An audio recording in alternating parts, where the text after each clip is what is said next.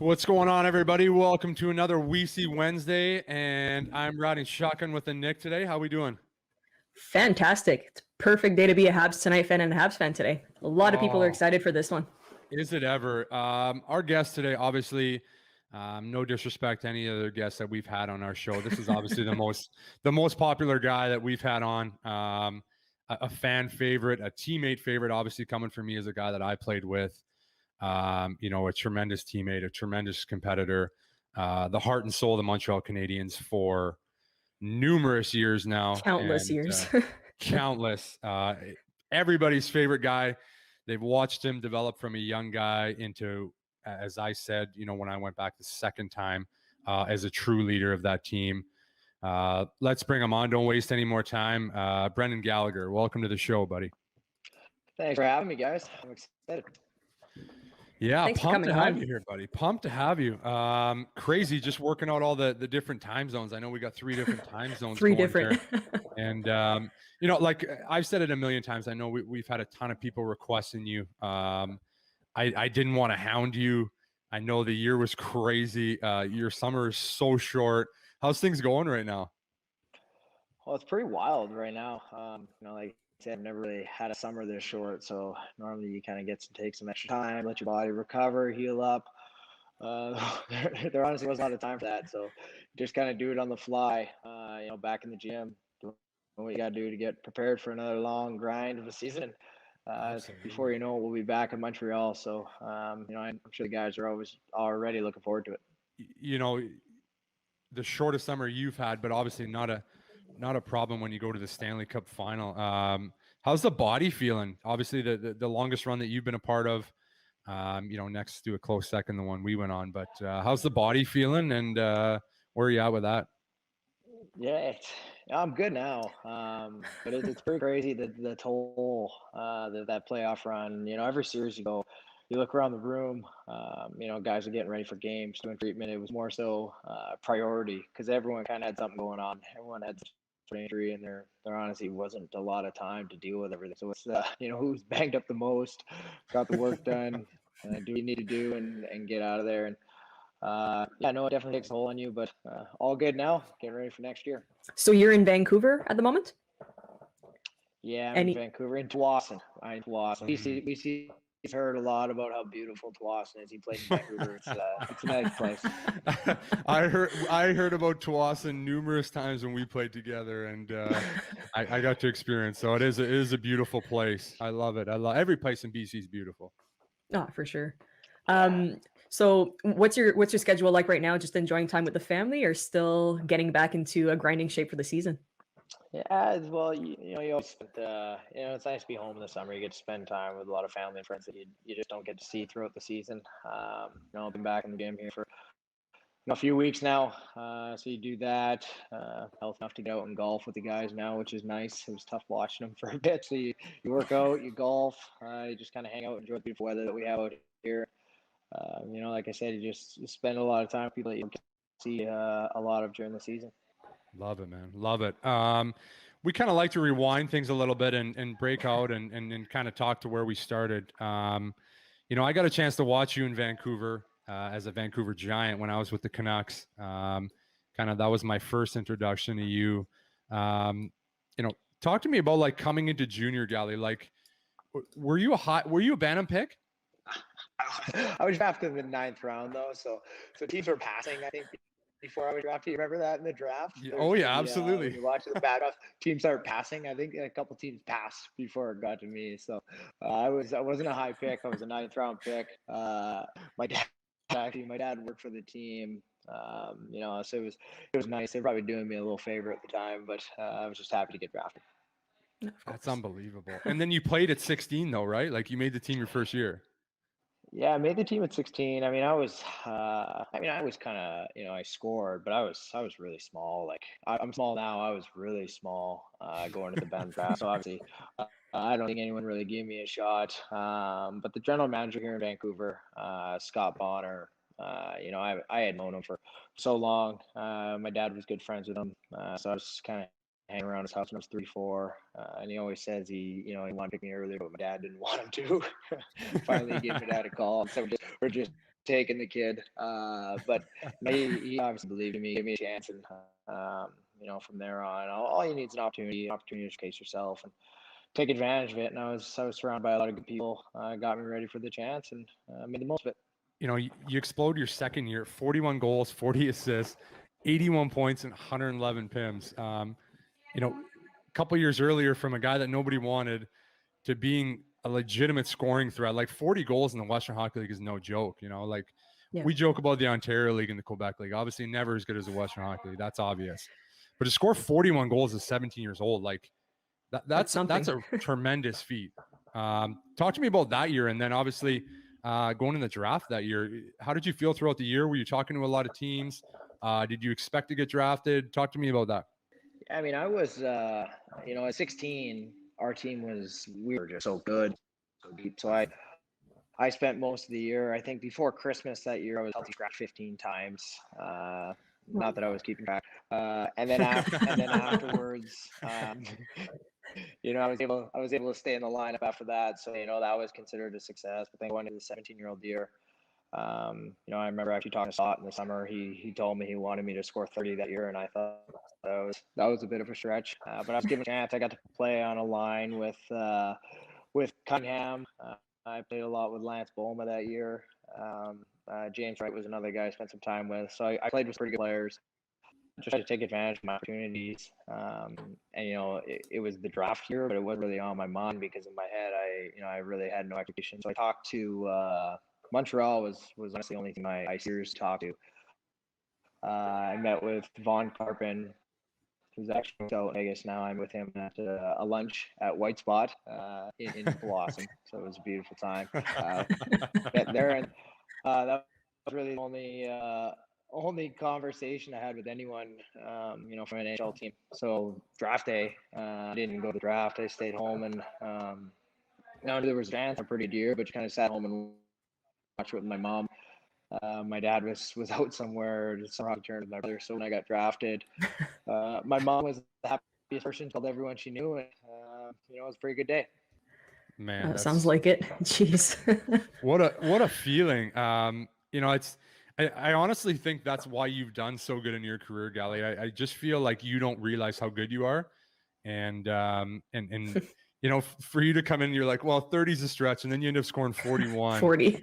At 17 years old, it's just incredible. It's always going beyond the expectations, that's for sure. Unbelievable. And then, you followed up 44 goals, 91 points in 66 games, and then another 40 your last year. Like, just incredible for a guy that was healthy scratch at 16. Talk to me about the teams, your 18, your 19-year-old year, and, some of the guys that you were playing with there. Obviously, I saw you at 19. And at that point, I was like, wow, this I heard a lot about you. And then I went to watch, and I was like, wow, this kid's a player. Just the tenacity you play with, and obviously it hasn't changed today. But, talk to me about your last couple of years at junior. Yeah, I mean, when we were, my chances to win were probably better when we were 16, 17. At that time, I was probably more of a role player. I played with so many good players. Guys that went on to have NHL careers in Europe. And then when I was 18, 19, kind of flipped, and a lot of offensive responsibility was kind of put on me, which was the good. Weren't as good. We still have pretty decent teams. We'd come, fourth in our division, third, fourth, and we'd be competing middle back. We couldn't really keep up to the big teams, big dogs. There was a lot of responsibility on me. Given the captaincy, it was a pretty good experience for me in my career to have that pressure, to have that responsibility, to understand what it was going to be like to be checked like crazy when other teams kind of key on you and they come after you, and how to deal with that stuff. So, even though we maybe weren't as good my last years, it was still a really good experience for me as a hockey player to go through that and understand what it was going to be like to kind of be keyed on and Then you go on to be drafted. Yes, you got drafted 147th overall by the Montreal Canadiens. So talk to us a bit about that day, not only for you, but for your family and friends. When I was drafted by Montreal, it was the biggest thrill. There was nothing better. I was going to, I would have been at being drafted to any team, but I was going to, the greatest organization in hockey. In my mind, nobody had won more. There was no history that could compare to it. So it was pretty special going to development camp. And I just, we see knows what it's like when you're a young guy. You're just trying to watch and learn from everything that you have around you. You try to take advantage that there's so much more available to you as a player to improve, get better than you have at the junior level. So I was just trying to take advantage of that the best I could. Listen, learn. I know you just try and do your whole advantage of every opportunity, and from there, able to work your way into a lineup and make a team. How was talk to me about your first couple of experiences at training camp. You obviously abused the Western Hockey League, 40 goals 3 years in a row. Then you make the jump to the NHL. Did you feel your first training camp, you thought, wow, I'm close? Or was it something like, wow, I got a lot of work to do? Talk to me a little bit about that. I was, so when I was 18, would have been my first year at camp. I didn't go to main camp. I just kind of did the rookie stuff, and then they sent me home, and I was okay with it. And then I remember when I was 19, I was going to camp. At no point would the Montreal Canadiens have expected me or penciled me into having a chance to make the team. But when I got my flight ticket, it already had a turn date 3 days later. So I was kind of a little upset about that. But what are you gonna do? So I go to camp at 19.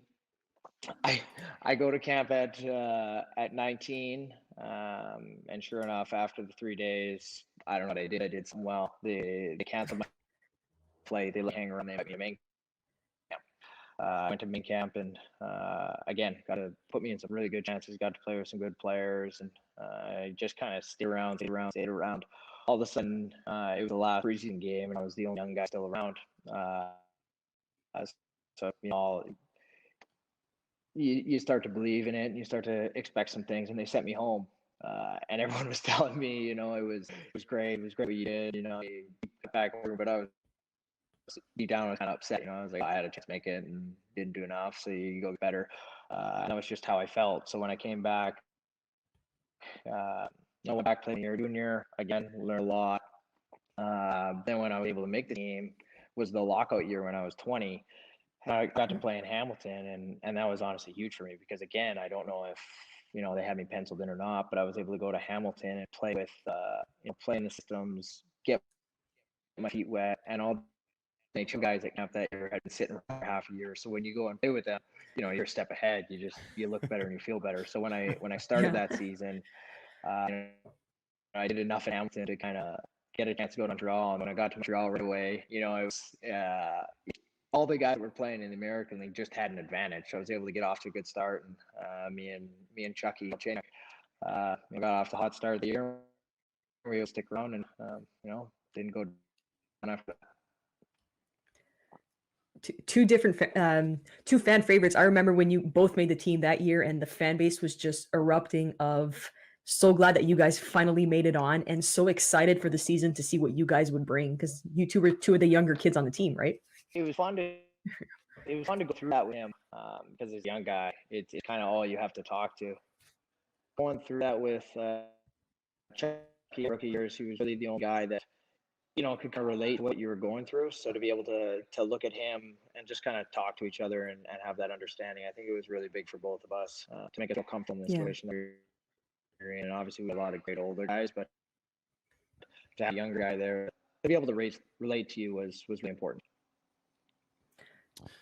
Very quickly, our second year, we get a chance to play together. And it's something that I really wanted to talk about, obviously comparing the two runs, both vastly different. What's your memories of the 2014 run and that team? And, I've said it a lot, obviously if Pricey doesn't go down, it's a different story, but what's your memories on that run? Well, it was kind of the same feeling. I don't know if we were expected to win around again, but we just kind of did what we needed to do, and there was a certain confidence level in the room. I know you would have felt it in 14, and we felt it this year. That when we got down against Toronto this year, or we got down against Boston, are you together? There's a certain confidence that we had that we were going back and win these series. And it's a feeling as a hockey player when you have it, because you can't lie to yourself about that. It's something that you have to really feel and have that opportunity to do, and you have that confidence, because we had a whole time just had a deep roster that we had to really put the team on the back, because anyone could step up on any given night and get the job done. And both special teams a part of kind of built pretty similarly. A lot of older guys, some youth in there that was able to step up, but it was both those teams are probably the most fun I've had playing hockey, obviously, because you go far, but it was the teams that got along the best, and the locker room culture was you don't get that every year, so when it happens you appreciate it. Yeah, let's talk about the team. Obviously, when we look at 2014, the older guys, Gio and guys like Moen and Danny B, and obviously Georgie, the next guy that I want to talk about. What was it like living with Georgie? Obviously pretty cool, like for a guy to go out of his way. And we had him on the show before and had obviously wonderful things to say about you as a roommate and as a human being. But what was that like, just quickly before we get into the, I want to talk a ton about the playoff run this year, but tell me about Georgie and your relationship and living at his house. Well, I say I've had so many people help me along the way. I'm 100% confident. I would be where I am about Georgie and Maggie. Georgie and Maggie. I think to both of them to let me live with them for 2 years there. It's just I can't put into words how easy they made it. They took everything out of everything away from the rink. They took care of for me. I was just able to focus on hockey and do what I need to do. There was much going on, and for Georgia to do that and to come to me and put that on him, I'll be forever grateful. I mean, he was great to drive back and forth from the rink from. He learned so much. He learned so much about leadership and everything, and how badly and how. Most importantly, how much he loved playing in Montreal. He loved being a Montreal Canadian, and how special it was to him. So, I can't say it enough, and I'm pretty happy to have that relationship still today. Talk to him all the time. He's still a grumpy old man. That hasn't changed. Thank you for that. Oh, that's awesome. Hilarious. Yeah, he had some great things to say about you as well, obviously. So that's really cool. When you look at the team this year, and let's just jump right into it. As a fan, for the first time that I could really get on board with the team in the playoffs, because when you lose, you don't watch any other team. It's like, forget it, I don't want to watch it. But as a fan, I got a chance to jump on, and man, what a ride! What a ride! Just the whole year for you guys, where it starts up here, like what a great start, and everyone's excited, and then a couple lulls and some injuries, and finish the year, get in the playoffs, all that matters. And then the Toronto series, boom, you come out, you win game one. Man, like just roller coasters all year as a fan. What was the year like? I know, not having fans, like what was it like? Yeah. I mean, I don't think any team, even this year, I don't think any team can say they've gone through what we went through, and I don't think it'll ever happen again. From the start, we're the greatest team in the world.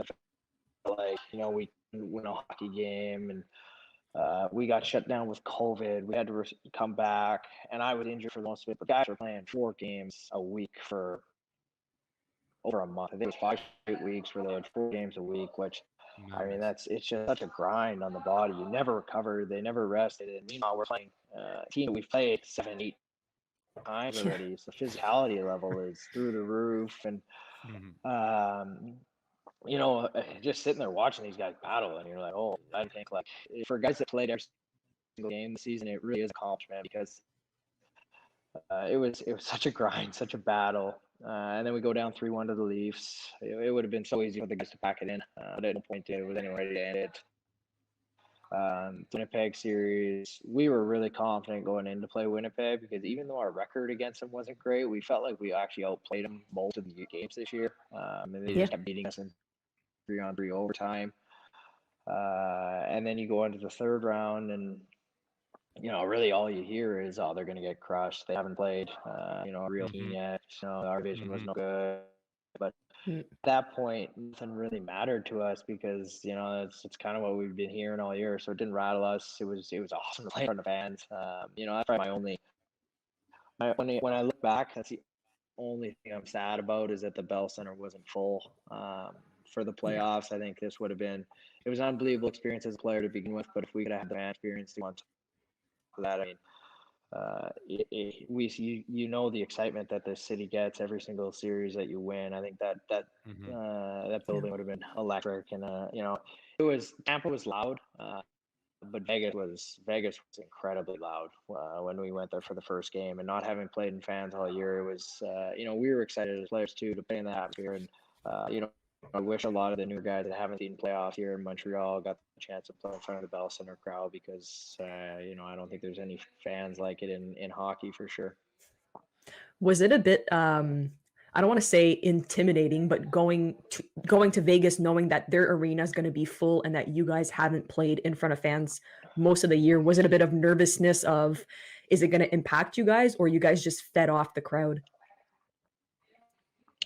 No, I mean it's definitely an advantage for sure. We knew that we were kind of at a disadvantage going into both these series because of that. I think when you look back at both our game ones, at the time we probably got a little bit rattled by the fans.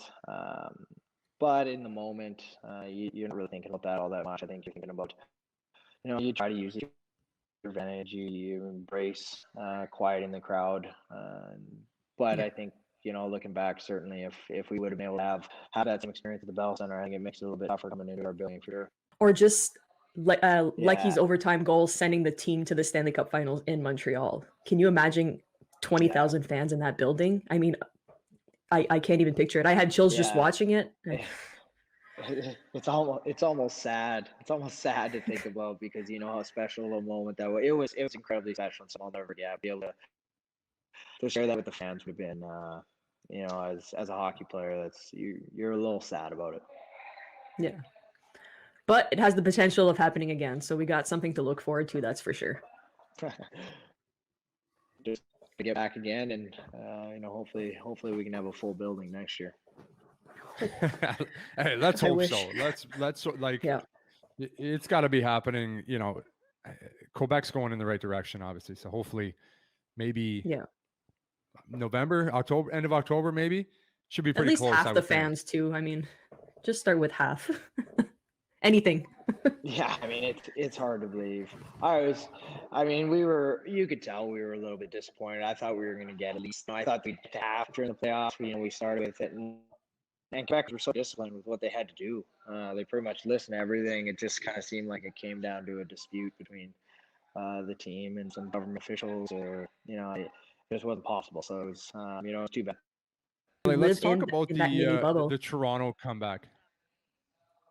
Okay. And Yeah, I mean, so the Toronto comeback, when we got down 3-1, that's where I think veteran leadership and veteran experience really comes into play.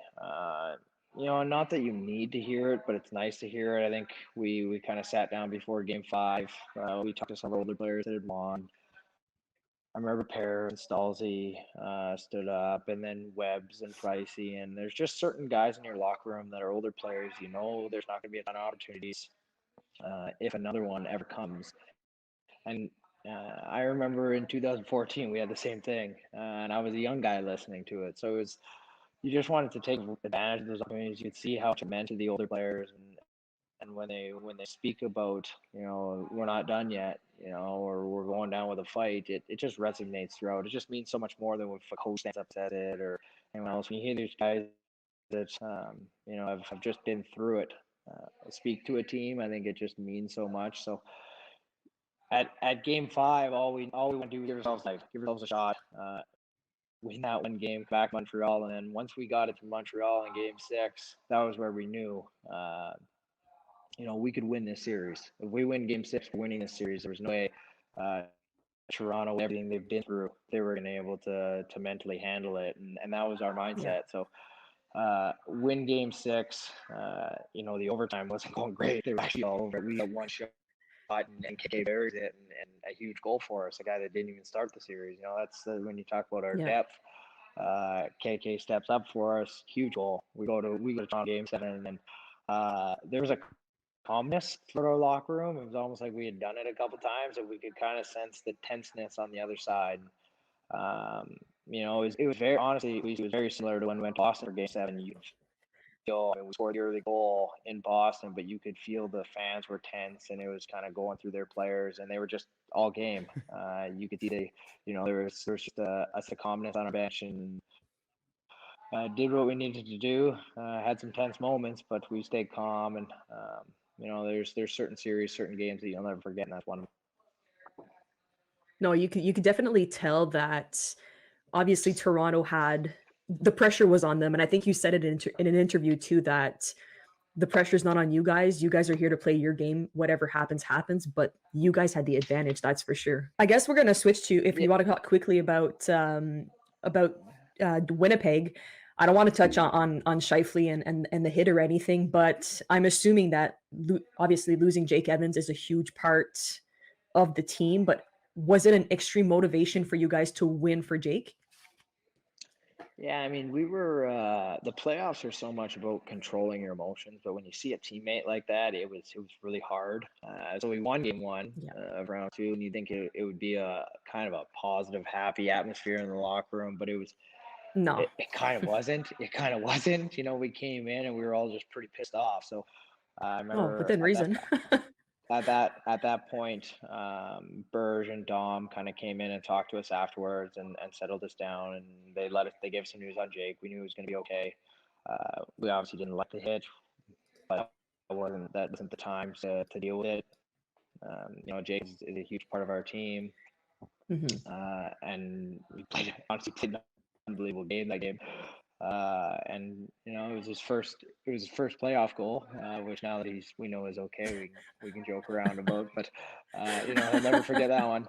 But at the time when it happened, there's just not that you need any more motivation, but there was no doubting that when we played the next game, we had to play long enough so Jake could get back in the lineup and do what he needed to do to help us. Oh, definitely. Did you guys have I know you mentioned that Dom and Alex and everybody kind of spoke to you guys, but was there a talk about, I don't want to say retaliation because the league obviously took care of a suspension, but was it let's leave it on the side and play our game, or get revenge? Well, revenge, obviously, air quotes here. Well, I mean, at that point, whether there was suspension or not, it didn't matter to us. We lost Jake. Jake was an important piece of our team. And whether Scheif was going to be in the lineup or not, nothing was going to happen at that point because there's just a bigger goal in mind. There's a bigger picture. And there you go. There's just nothing that was going to get us off our game, or we weren't going to go out our way to retaliate. I mean, there's always times we're going to play a ton of games against these guys. It just wasn't the time or the place. So we had an understanding, regardless of what the league decided. We were just going to do what we had been doing for the last 3-4 games at that point, and try to keep the train rolling. Best thing you can do, that's for sure. Gally, I want to talk on Webby. Obviously before I got a chance to play with him, you hear everything about him, and then he gets traded to Montreal, and I got a chance to play with him. From my perspective, just an incredible human being, incredible leader, and obviously what he's gone through the last 2 years. I was kind of there for the start of it, and just the absolute warrior that this guy is. Just talk to me about Webbs and just his impact and just the type of person that he is. I mean, every single one of us that got the chance to play with Webbs is better for it, because you really have an understanding of what it means to be a pro. And when you talk about not wanting the spotlight on him or the limelight on him, that is Webbs. He hates attention. He hates getting credit for anything. All he wants to do was to win, and to leave a lasting impression in our locker room with young guys. He was from everything that he did, away from the rink, away from when the cameras weren't on him. Just he just did the right thing day after day. It didn't matter what you were doing. When you look at Webbs, he was a leader through and through, and he just had a presence about him that guys just want to follow him and play him. And I think he makes everyone, he certainly made everyone a better player. And you understand when you have a leader like that in your locker room, just how important it is to your group. So, the term warrior, it probably gets tossed around a little bit too much these days, but he, in every sense of the word, I think he deserves that with every bit.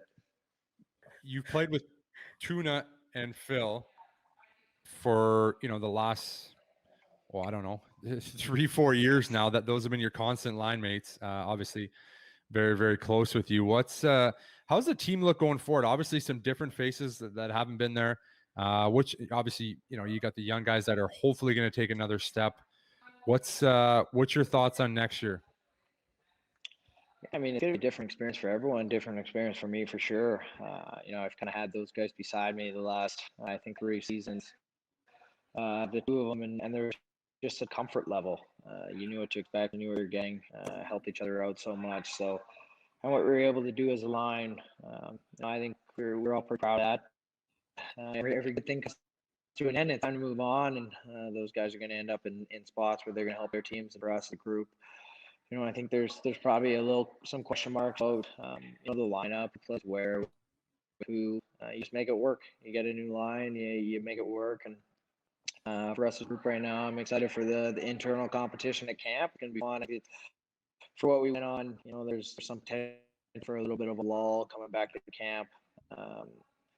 But when you talk about having internal competition there and everyone competing for spots, I think everyone's going to be pretty hungry, and that'll get our heat level up where it needs to be. So I think it's going to be important for our group to, have that battle and that competition for spots, and guys, we compete for sure. No, for sure. I wanted to touch quickly on Carey Price. So obviously has the playoff of his career, apart from the 2014 series where we unfortunately lost him. But with the whole Seattle expansion, how was it for you guys on the team knowing that he had moved his no trade clause and had decided to be left unprotected with Jake Allen protected? How was it for a team knowing that you could have the possibility of losing Carey Price? Well, regardless of how many times he told us he wasn't going to get selected, I really didn't believe it. So I was as well as every other fan. But I think it just speaks to the how much trust and belief he had in Jake. He did that so he didn't lose Jake, and a bit of a gamble, but in the end it works out, and we get to keep Jake, and the two of them together are so important to us. And how much Price how much trust he puts in that relationship that he has, I think says a lot. So, we know how important both those guys are. When you talk about Price, he's a guy that, you see in a playoff series, he can steal 1 or 2 games and make all the difference in the world. And his compete level, one of the better, more hardest working teammates you're going to see that doesn't get a lot of credit for his work because he looks calm on the ice, but he puts a lot of time to his craft. So we're definitely happy to still have him. As a fan base, we are too. Trust me. Jeez. Gally, I won't keep you much longer. I want to just finish with one question, but first I just want to say thank you for coming on, man. I really appreciate it. I always love catching up with you, and I got a chance to come back for a second round with you, and I've said it a lot on the show where I thought you were really really good the first time I was there.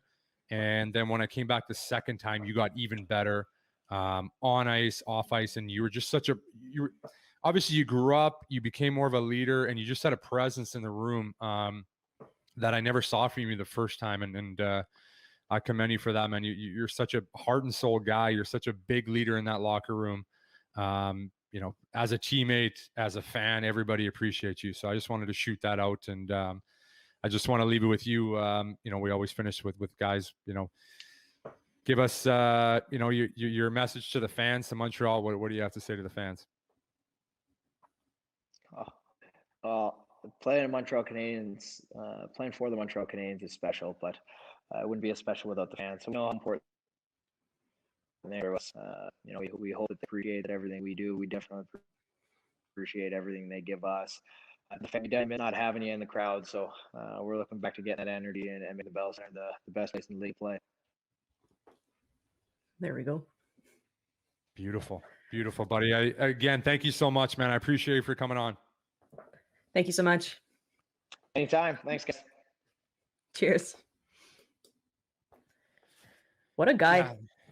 He's just such a humble guy. He's got such, I love the way he answers questions.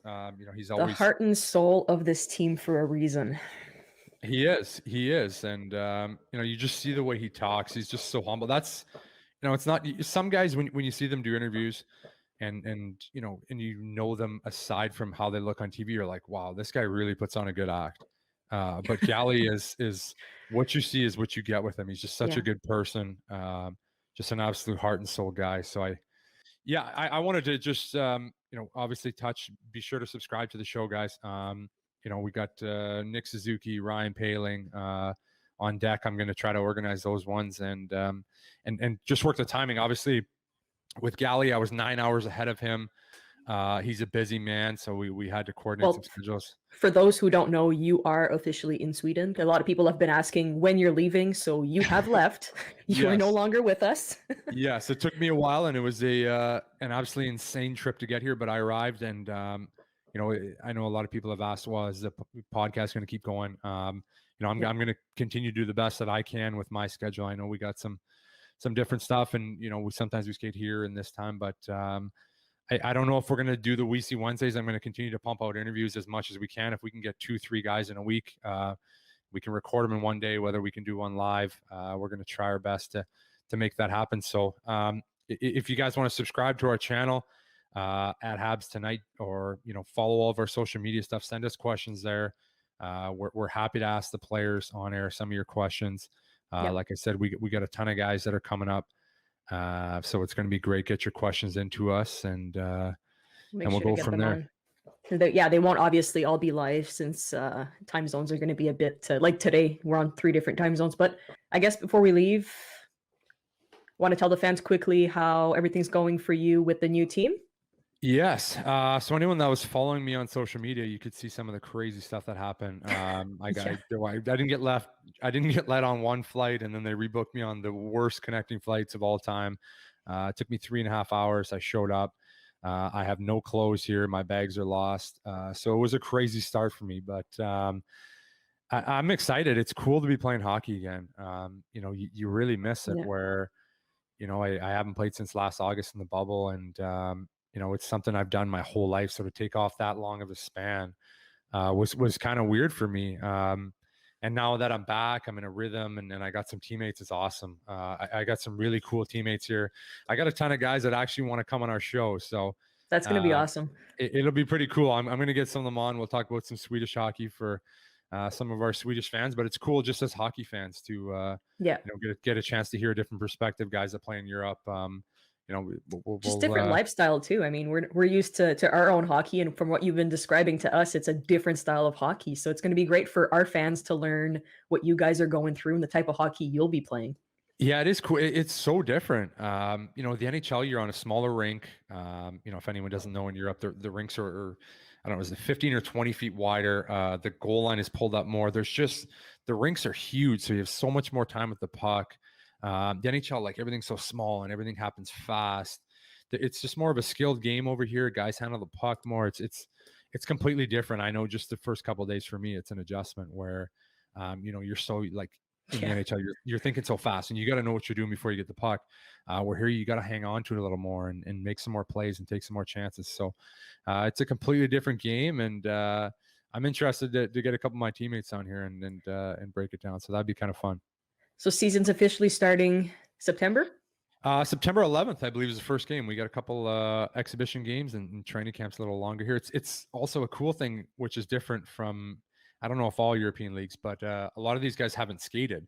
They don't skate in the summer. They skate at training camp. I know a lot of guys, well, not all of them, but lots of guys, it was their first skate on Monday, which is completely different from North America, where, you're skating for months before training camp. So it's cool. But all these guys are in crazy shape even without skating, and they're so naturally talented. So it's been really cool. It's been really fun. No, it's going to be awesome to get to learn a new style of hockey, and hopefully we'll be able to maybe stream a few of your games too from here. Yeah, absolutely. We got to get some clips up on our channel and stuff, and we'll post some highlights or something. That'd be kind of cool to See keep your- people We'll have to add some Dale Weise highlights to your intro, but Yeah, European absolutely. version. We need to. I think that would be awesome. Definitely.